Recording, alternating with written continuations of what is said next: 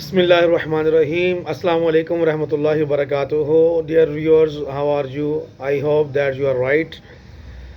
آج انشاءاللہ آج کی اس ویڈیو میں ہم حدیث نمبر 4 نبی کریم صلی اللہ تعالیٰ علیہ وسلم کا معجزے کے بارے میں انشاءاللہ سنیں گے کہ حضور علیہ الصلوۃ والسلام کے سراپا معجزہ تھے, مگر آپ صلی اللہ تعالیٰ علیہ وسلم کا ایک معجزہ.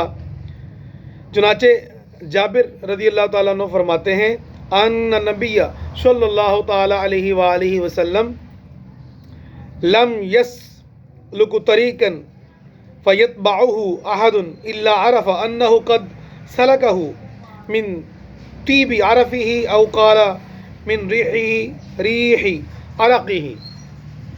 یعنی اگر کسی نے سرکار مدینہ سرور قلب و سینہ صلی اللہ علیہ وسلم کو تلاش کرنا ہوتا تو پوچھنے کی ضرورت نہ ہوتی, بلکہ جس گلی سے تازہ تازہ خوشبو آتی ادھر کو جاتا تو آپ کو پا لیتا آپ کی خوشبو کی وجہ سے.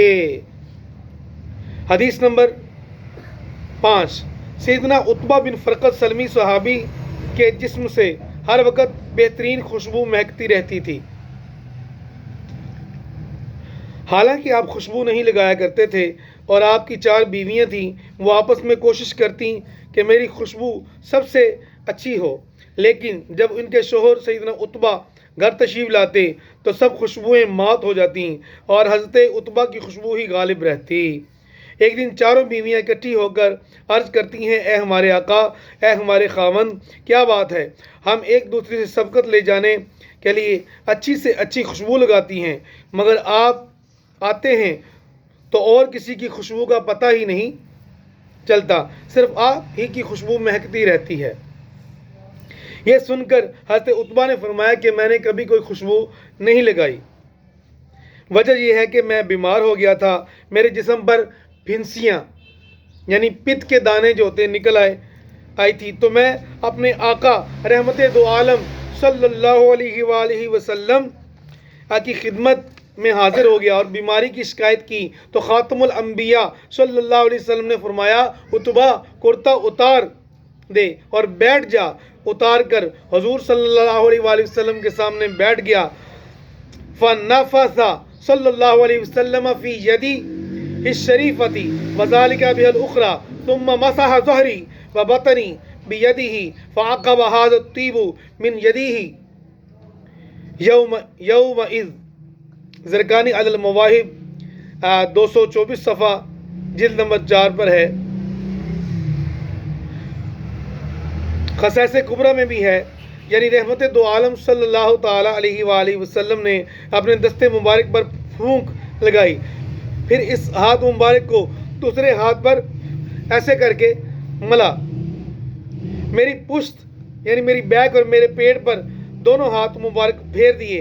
اس وقت سے یہ خوشبو مہک رہی ہے. اس حدیث کے متعلق امام سیوطی رحمۃ اللہ فرماتے ہیں, اخرج الطبرانی فی الکبیر والاوسط بسند جید.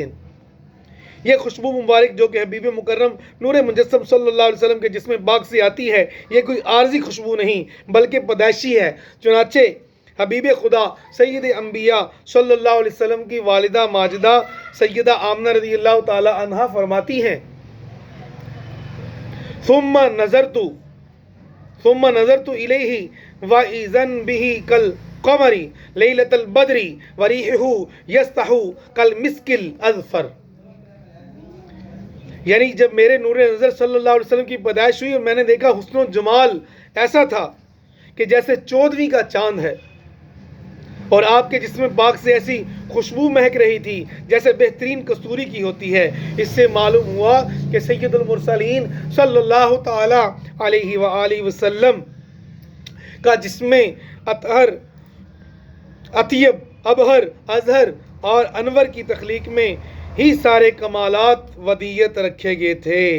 وصلی اللہ علی نور کز وشد نور ہا پیدا زمین از حب او ساکن فلک در عشق او شہدا.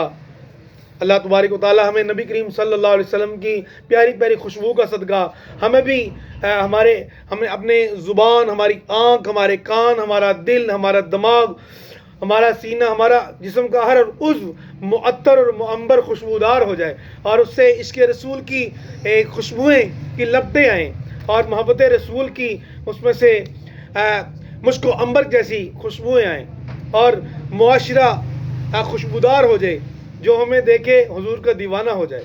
اللہم آمین ثم آمین۔ ملتے ہیں نیکسٹ ویڈیو میں، تب تک کے لیے اپنا بہت خیال رکھیے گا۔ اللہ حافظ۔